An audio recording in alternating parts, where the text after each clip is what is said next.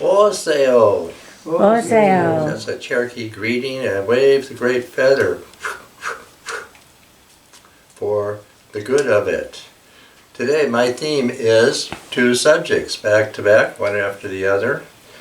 First is Beltane. That was May 1st, last Thursday. So I'm going to do a piece on Beltane, and the first one I'm going to do is La Día Santa Cruz, the Day of the Holy Cross, which is May 3rd, yesterday. In the village of Guadalupe, where we have spent many years, the Easter season, Pascua, is called La Cuenta, the 40 days from Ash Wednesday up to Easter Sunday, Pascua. And then after that, until May 3rd, in the Yaqui tradition, the ceremony still continues in effect. It's a liminal period, we would call it, that after, especially there in the ceremony, the intensity of that Gloria and so forth, we're in a special state, a special period that's called liminal. In a poem that I think kind of goes with that, I'm trying to think, there on the other side there's a river, and I cannot cross it. On the other side is the sea. I cannot bridge it. That's by Isabella Parr, her poem, The Borderland. That's that in-between period, il medio, like that. And so we come up to May 3rd, Holy Cross Day, and that's what I'm starting out with here, like that. The first thing that I know of here, if you can show right here, in Guadalupe, which is the only place that I've actually seen it, and that is inside the Hiopo, the temple, there is this cross, upright cross, that is wearing the clothing of a woman there. And this is my version of that. There's a name for that, I don't recall, but this is to say how the special event of Holy Cross Day is illustrated. As soon as I came into the Tiopo, right to the right was upright the cross that is dressed like a woman. So that's the way that I'm starting. And if you can go over here and look at this cross here, this represents a Pueblo cross.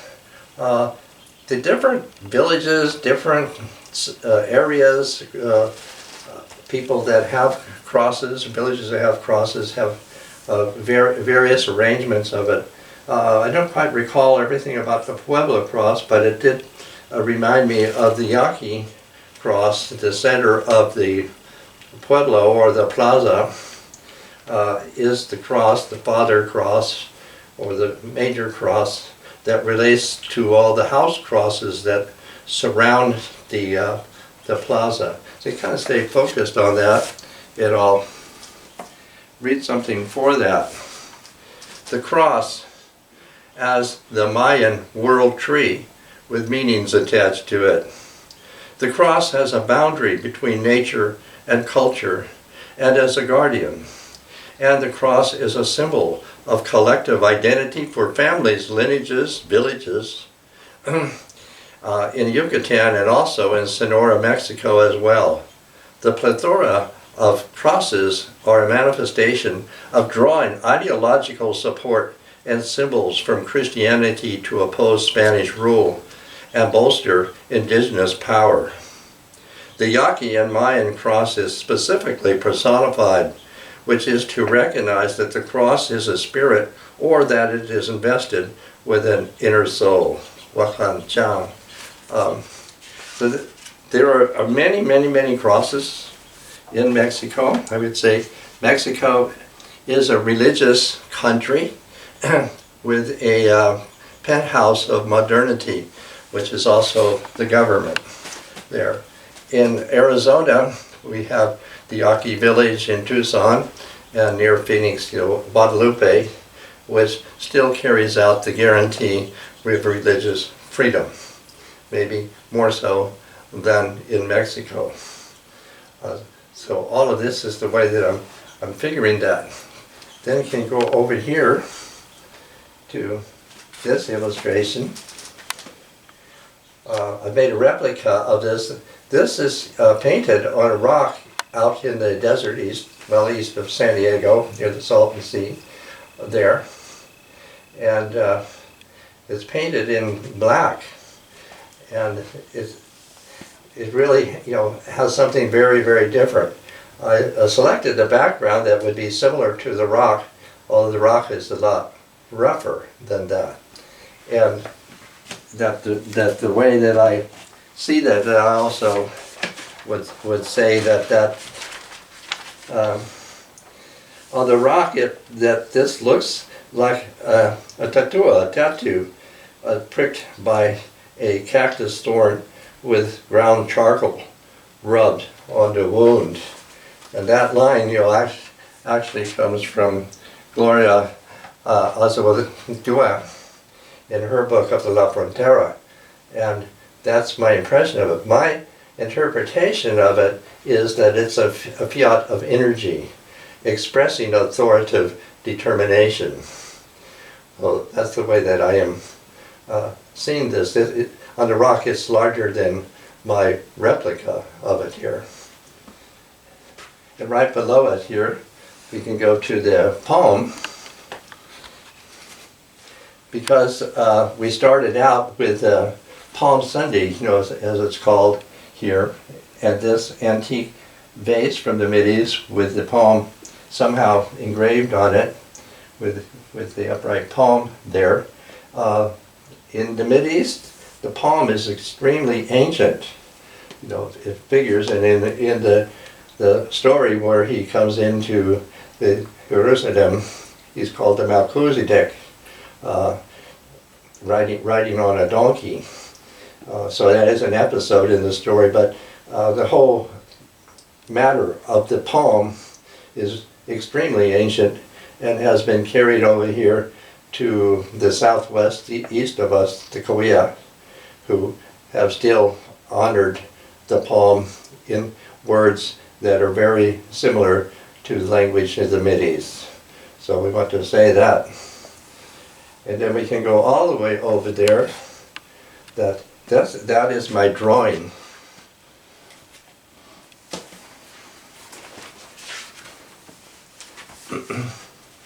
And this drawing is like a live drawing. That is, I did it outside, and where I've done it is across the border in Mexico, in a region called La Roma Rosa here.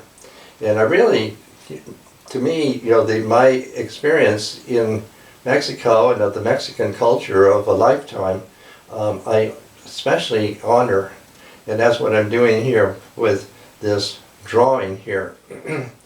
And the area is east of Tecate, where I was there. We used to be able to go across at Tecate, and then you can drive, all the way eastward, and it's very high. The mountains are very high up there, and it is an ancient place. It's also called, Monte Brujo, that is kind of coined as, Sorcerer's Mountain. But Brujo also means medicine, and I see all the evidence. There's even paintings on the rocks that are known that suggest, even long ago, that this was a medicine place here. And very near where I'm setting this drawing, there is a shrine, Capilla Santo. It is the shrine of the Virgin of San Juan de los Lagos here. And we have been there many times in the past there. It's a small little building that's painted blue inside and out, and people make offerings.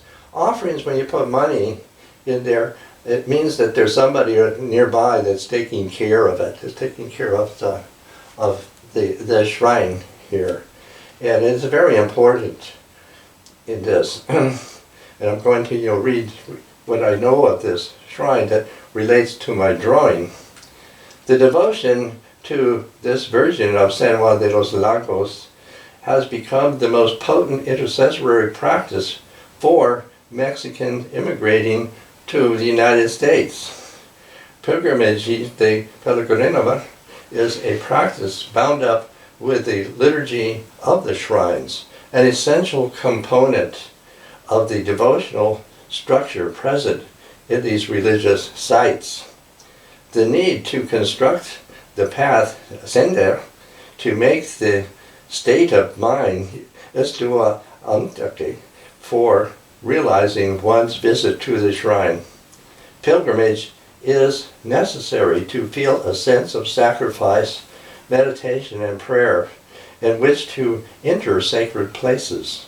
The shrines are luminous abodes that impart their glow to the pilgrim's heart, bestowing curative powers.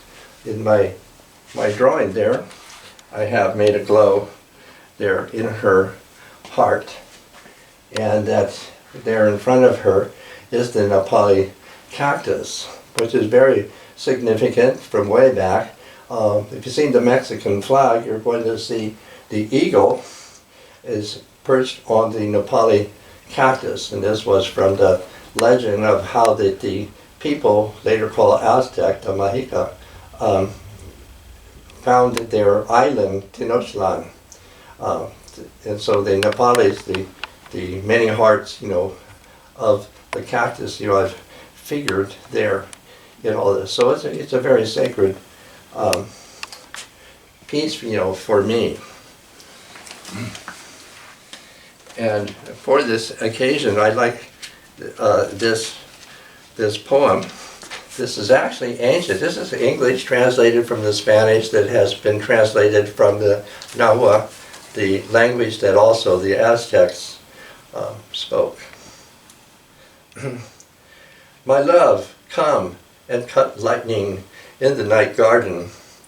Take this branch of blue sparks, come, pluck some incandescent hours from this block of petrified time, the only legacy that our ancestors left us.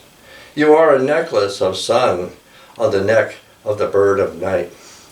We spread our wings, a two-headed eagle, through a sky of inner-eyed comet with a trail of diamonds. Burn, candelabra living tree that sings, tangled roots twining a branched-up cup where the birds of coral and burning coal trill.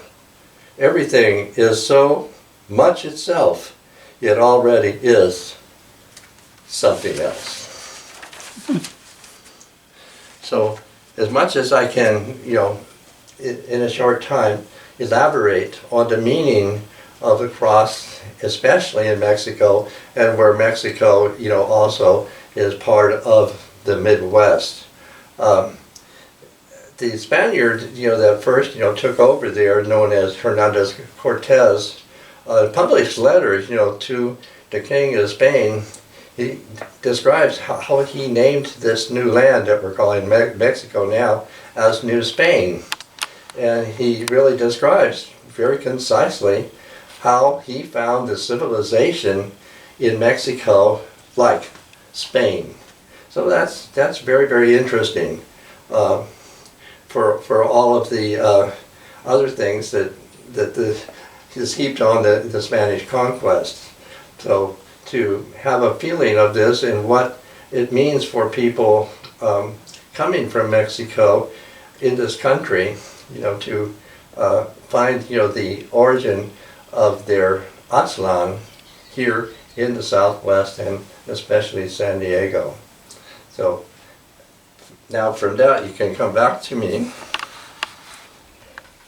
Now I'm going to segue into the other subject I have, and that's Beltane.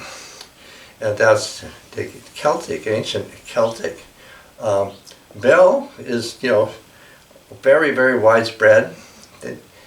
It's kind of a name, and he's kind of maybe of character. He's called the son of Graen, the sun, so he seems like he's a solar being.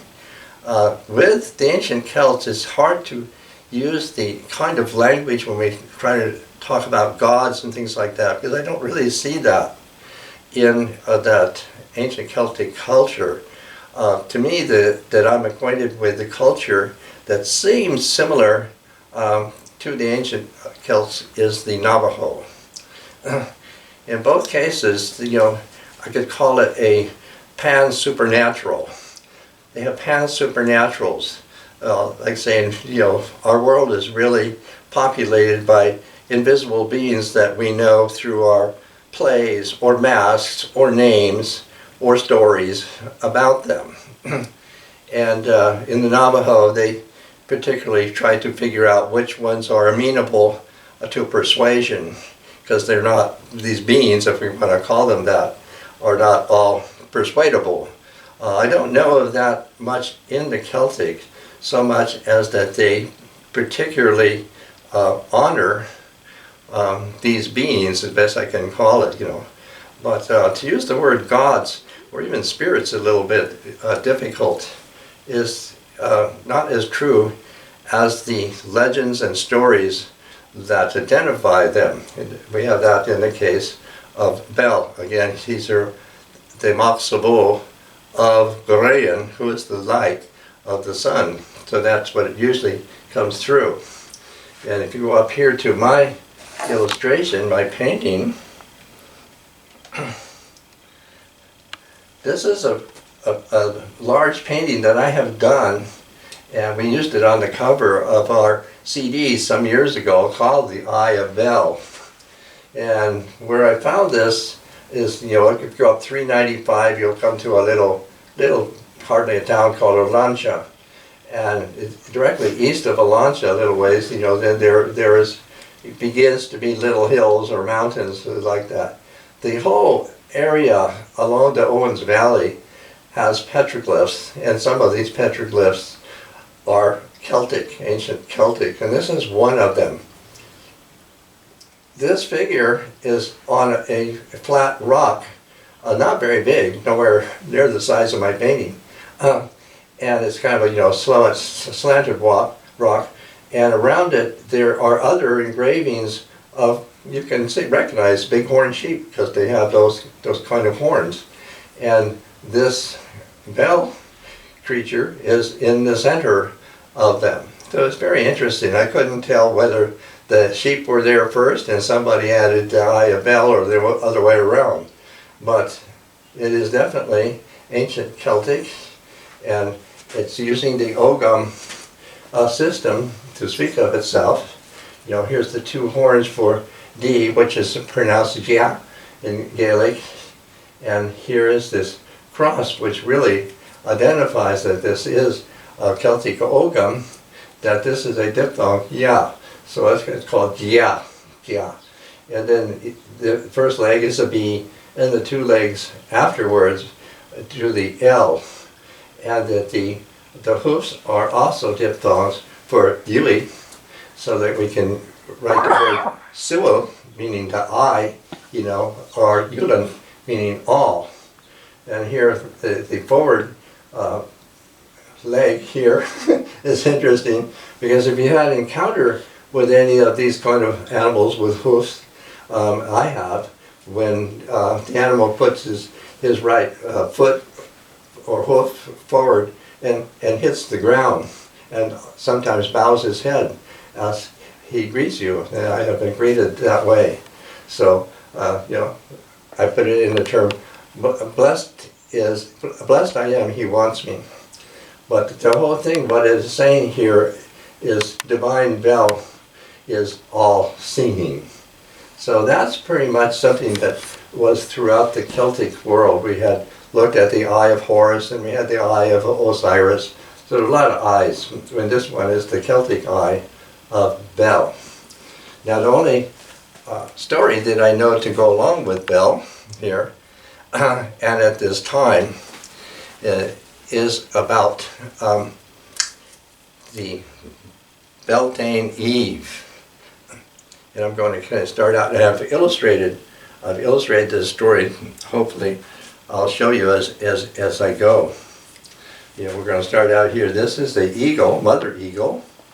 And I'll put here, this is her nest with her chick in it, or fledgling.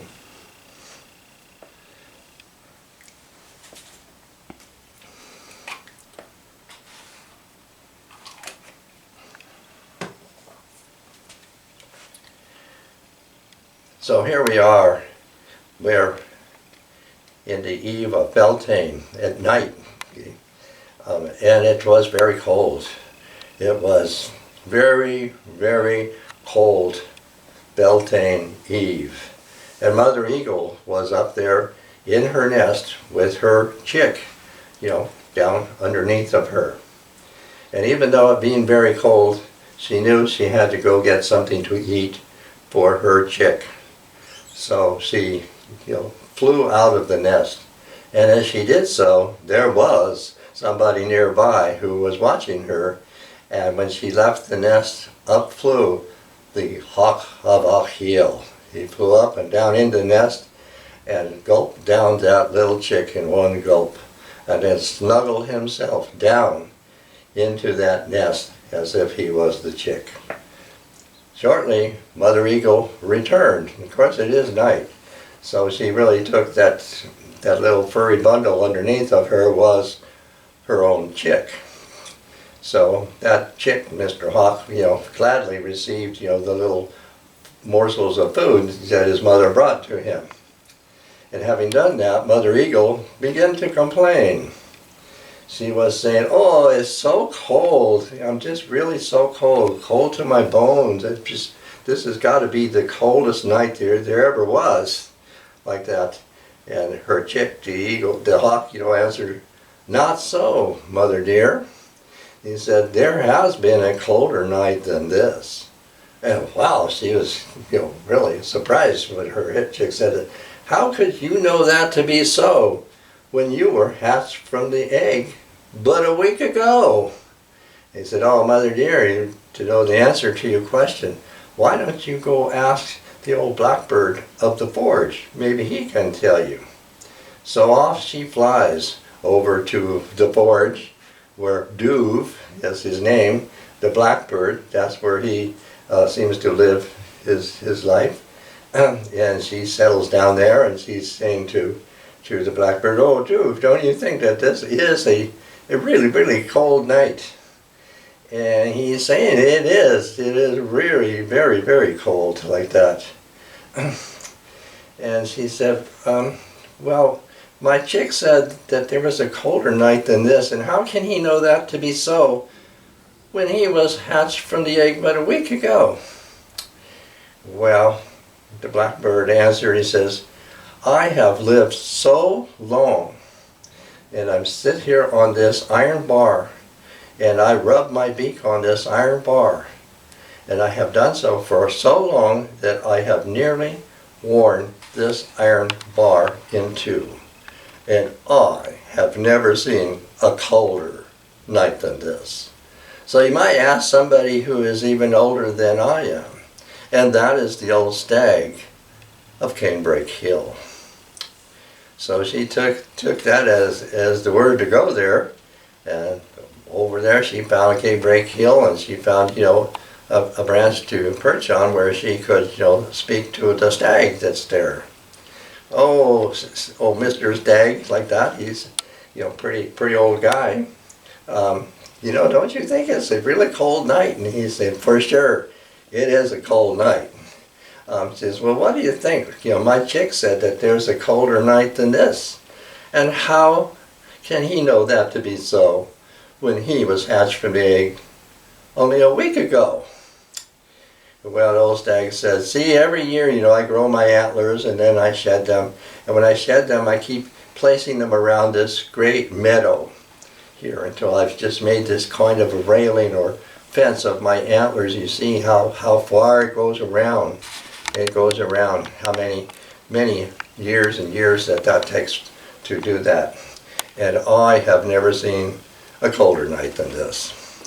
So my recommendation is that you go check out somebody that I know has been around a lot longer than I have, and that's the old salmon of Asseroy Pond. So sure enough, she takes leave of the stag of Canebrake Hill, and she flies over there to the pond of Asaroy, and certainly finds the right kind of branch where she could perch and look down into the pond, where eventually the salmon comes up to her like that so she can have a conversation. Well, even though you're there in that pond, you can tell that it's cold out here.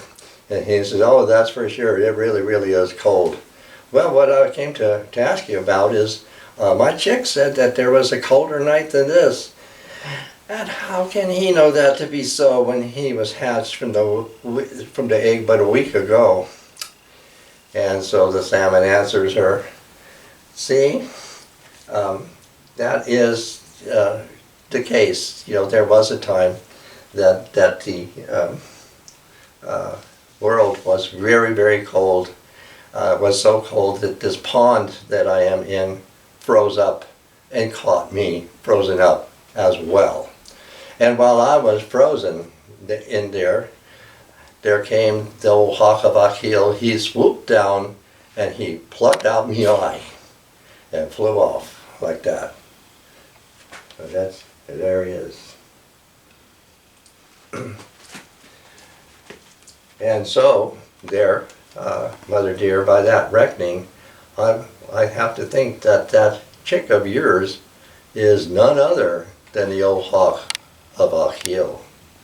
Alarmed, of course, you know, she flew back to her nest, but the old hawk had flown the coop. Okay, so I didn't really keep up with everything so well. Here is the blackbird of the forge here.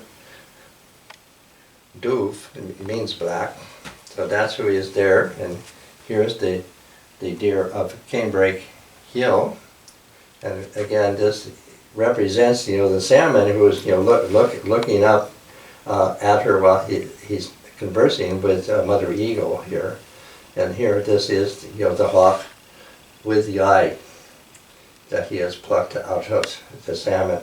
The salmon is in the Celtic world considered the oldest and most wise.